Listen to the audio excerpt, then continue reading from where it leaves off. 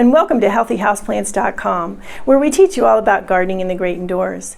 If you'd like to support our show, please use our Amazon affiliate link below. Today we're going to talk about pruning. Always a lot of questions about pruning. This time I'm going to drill down on why you don't want to prune a plant too much. This is my beautiful Chinese evergreen, and she does need a little bit of pruning, but mostly just to remove old leaves.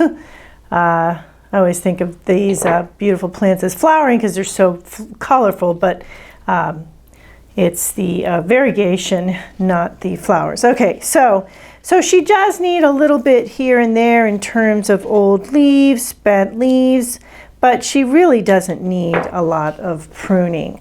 What you want to look for is a plant that looks well formed, okay? So just because a plant, and I always say this, just because you've never pruned a plant before, or you just think it's time to prune a plant, that's not a reason to prune a plant. There's many reasons to prune a plant, and I do cover that in other pruning videos as well.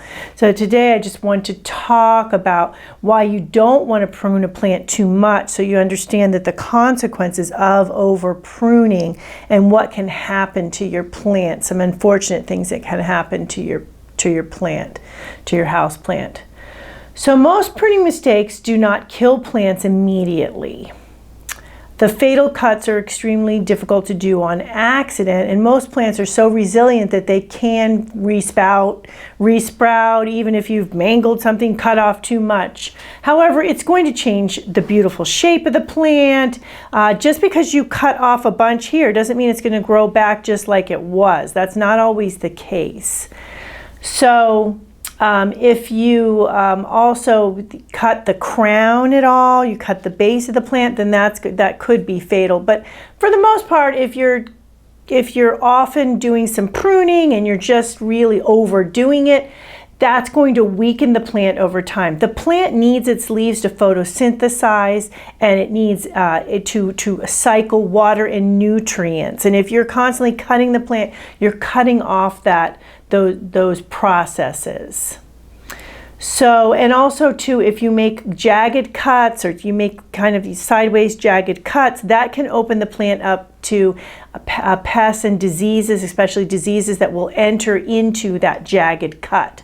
So that's why it's really important to do clean cuts and cut back to leaf nodes where another leaf will come in. If you're cutting at the base of the plant, you want to cut down at the base of the plant. Just be careful around the crown, which is where the roots meet the trunk, because you don't want to cut anything vital off. But if you have stems coming down near there that you're getting rid of, you want to cut down there rather than leaving empty stalks that aren't going to do anything but eventually die back.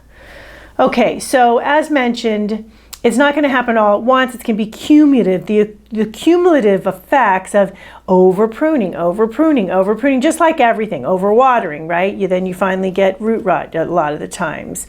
Too much sun, you're going to get scorched leaves. Not enough light, you're going to get plants losing all their leaves. So the cumulative effects of pruning are just like all those other things that can happen with houseplants. And eventually it is going to weaken the plant. So that's a reason why you don't want to over prune. When you prune, you never want to prune more than 1/3 of the plant at one session.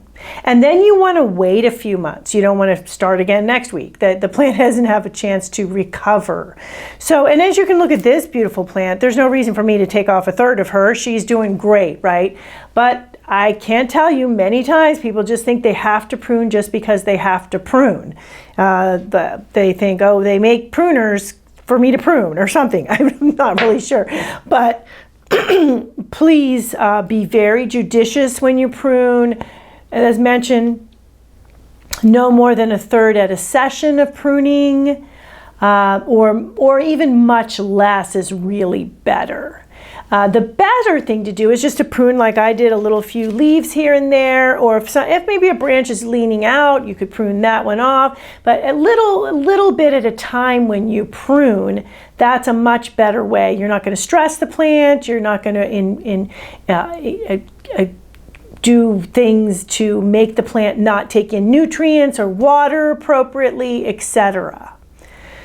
So also you want to be careful about when you prune. Pruning is generally not advised in winter. Most houseplants are not actively growing, or at least not actively growing very much during winter times, during the cold months. So then you go and prune it, and when you do prune, it does stimulate growth hormones in the plant to make it start growing, but then the plant is growing much more slowly, cycling water more slowly, so it's not a good time to do that to the plant, because once again, you're going to stress the plant. So spring is the best time to prune, then summer, then early fall. And by mid to late fall, just hold off on the pruning unless it's something that really needs to be done. Then wait until spring again. So, and if you do over prune a plant, so say you're seeing this and you think, I think I may have over-pruned my Schefflera or something. Scheffleras, this is a Schefflera here, tend to be victims of over-pruning. I think because they tend to branch out, and plants that tend to branch out a little bit, you start pruning and then before you know it, you've over-pruned, right?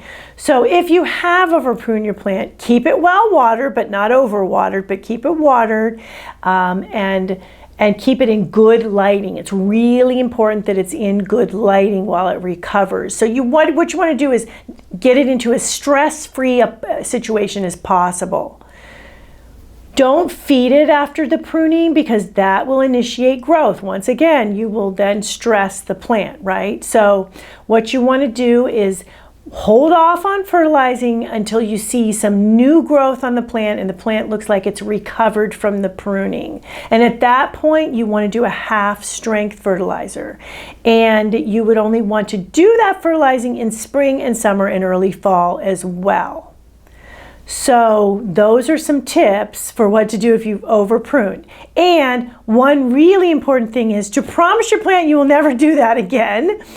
And I have the links for pruning below as well on tips for pruning and how to do that.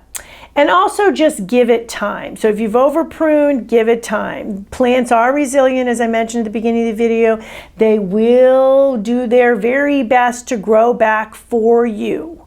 So, and they will often do that a few times, and then eventually when they realize you're not going to stop, they may not anymore, but as providing that you stop over pruning and you start doing it judiciously and only when it's really necessary, then your plant will recover and will be okay after all.